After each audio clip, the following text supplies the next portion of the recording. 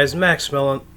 Hey guys, Max Melon 94 here, and today I decided to do a review on a movie I've recently seen in theaters. Now, I'm gonna try to do more reviews of shows and movies that I've seen because I've started writing reviews on Facebook. So, without further ado, let me just dive into the review. This movie was one I've been wanting to see for a while. For all year, pretty much. All year I've been waiting for this movie to come out since I heard about it, I believe, sometime last year. Scary Stories to Tell in the Dark. Now, some people are going to have mixed feelings about this film. For those of us who grew up with the books, read them in school, and so forth. A lot of us read it in around elementary school or middle school. Mainly elementary. Somehow I'm in 4th grade and I see what can only be described as creepy images of weird ghosts and monsters and whatever in my 4th grade library. Some of these drawings, everyone will agree, were freaky as hell. Of course, more people grew up with Goosebumps. Some of my friends have. Some of my friends who I went to school with, we all know this book. We all know these books. Although my library only had the one. They only had the Scary Stories 3. But either way, I eventually bought all 3 books. So, the movie is very, very different from the books. Of course, that should not be any kind of shock to anyone, because most movies who are adapted by books take out a lot from the book and use their own and just make references to the book, or take very few elements from it.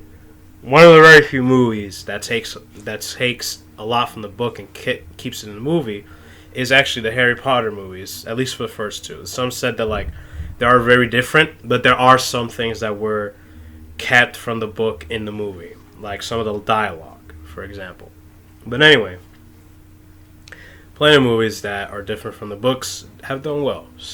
Harry Potter, Jaws, and if I'm not mistaken, The Notebook. I believe that was based on the book, if I'm not mistaken. I think Forrest Gump is, too. I forget. Anyway, so Scary Stories to Tell in the Dark. The movie follows a group of kids who are trying to enjoy their last hurrah for Halloween. They're a bunch of kids who are about to hit, I believe, high school or entering the last year of middle school. So they want to take advantage of the last appropriate age to go trick-or-treating or just pull off pranks. Of course, in the 60s, I don't see anyone stopping them from doing any pranks at 15 and 16 years old down the line. But either way, the story follows a group who are having fun on Halloween, and it takes place during the whole week of Halloween during the 1960s. Specifically, I believe 1966. And the group goes into a house. One of their friends says, "Hey, you want to see actually something really freaky?" They go to an abandoned house that was once owned by a family in the 1800s. Who that family is, you find out later on in the movie. And, of course, because the house is abandoned, it is automatically deemed haunted. But that's obviously up for debate. And so they go into the house and they come across a giant book of what is known as a book of scary stories. Kind of like the books these are based on. Except the book was written by one person who, as the movie progresses, you kind of wonder who was she really having vengeance on. Yes, it was. In the trailer, it's known that a woman or a girl named Sarah wrote this book, and in the movie, just like the trailer, the stories come to life and start causing chaos for the characters. They start attacking the characters in the movie, but the way that comes about is a little strange to me. It's very freaky, but at the same time, could have been played out better. So, the kids try to figure out who's behind this, who wrote the book, how do you stop them from coming to life, that whole nonsense. Of course, this movie has its cliches, but for anyone who grew up with good horror movies or whatever, this is going to be cliche. For me, I don't watch a lot of horror movies, so this is one of the very few that I was like, you know what, I'll go see this. And simply because I wanted to see this. I just wanted to see how the characters come to life. I wanted to see what they would do, and they didn't completely disappoint me. Um, Simply because two things: what the characters do, what the monsters do, and how should I put this? What the characters do and how they come to life just didn't sit completely well with me. I loved seeing them, and I was anticipating what each monster would do because I was told that they were gonna kill the kids. Not that anyone ruined it, but it's just a lot of reviews, a lot of articles were saying that like the monsters are gonna be.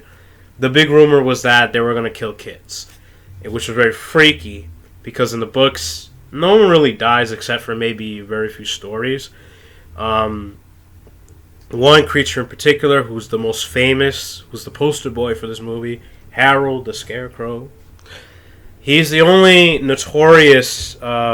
He's the real notorious character from the book that actually kills people, and the story in the book is very, very disturbing. I wish they kind of went away the way it happened in the book. In the movie, it's very different, of course. And he's the one story from the book that I wish would have came to life because now that I remember the story, it would have been a hell of a lot scarier. There's a lot that Harold does in the book that just it wasn't there in the movie. He's still creepy. The movie still has a lot of creepiness. So don't underestimate that factor. The movie does a good job of keeping you engaged and being like, ugh, like because now that we see the characters come to life, we remember the drawings. So imagine those things on the big screen. You're gonna be like, what?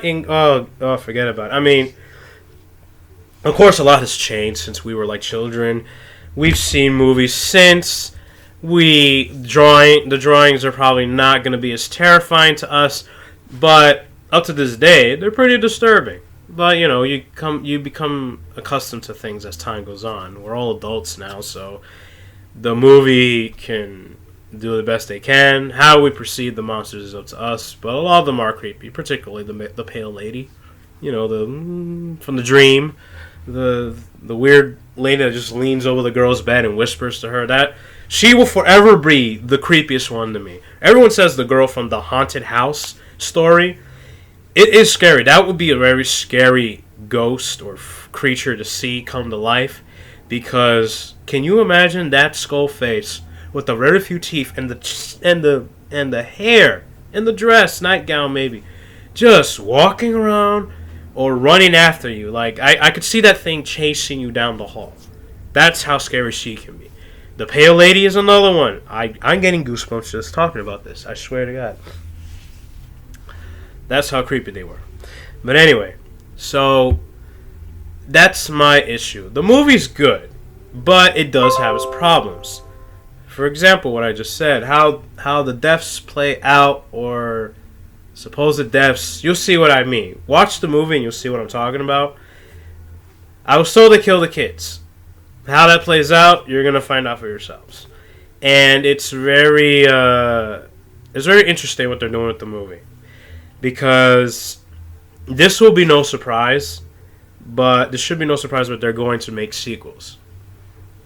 I do kind of hope they come out sooner rather than later. I'm a little impatient, but just whatever. So there's going to be more to this movie. Now, what do I think of this supposed first movie of a sequel? I think it's good for what it is. The issues that I have outside of what I said is that there's some details that are left out that don't get to be fully explained. There are characters that they meet that could pretty much help them in a lot of ways about what happened to the person that wrote this book of scary stories that apparently come to life, and they're written in such a creepy way. Like, you'll see why. Like, how she wrote the book is actually very creepy. And quite disturbing, considering who it is. And and then they just kind of like they go like halfway through certain details. So there's one fleshed out detail that is fully realized that you'll get to see. It has a good mystery to it, and I love the idea of I like ghost stories for whatever reason. I don't know why. I guess they're just the most mysterious to me because that is something that some people don't believe in, and then there's some that do believe in that. So that's always a mysterious thing. Anyone can make a monster. Those are not real. Ghosts, to a degree, are real, simply because our souls are kind of like our souls are not supposed to be identified as ghosts, because ghosts are kind of like they have a distinctive definition, especially when you're comparing to biblical standards. But that's a whole different story. Like, we're not supposed to be labeled as ghosts when we're souls, but to a degree, we are ghosts inside of bodies. So our bodies die, we go somewhere. We go to heaven. We go to, God forbid, we go to hell. We go wherever. Me being Christian, I kind of have a better idea of what's gonna happen, but I'm not gonna go into it. I don't want to sound arrogant. I'm not gonna go into that right now. But anyway, so I like when the movies bring those kind of characters where it's ghost characters behind some certain things. So I enjoy that. I like when they can intertwine that with history. So the movie does that pretty well, in my opinion. Going on the backstory of of certain characters or whoever's behind the stories coming to life, and it does a good job of that. But it's not like there's not a lot I can say that bothers me.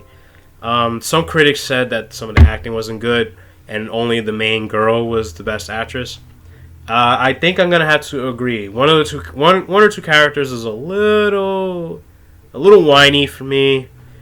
I don't like that too much because it's a little stereotypical. It's like watching Jimmy Neutron and Carl is just freaking out over every little thing.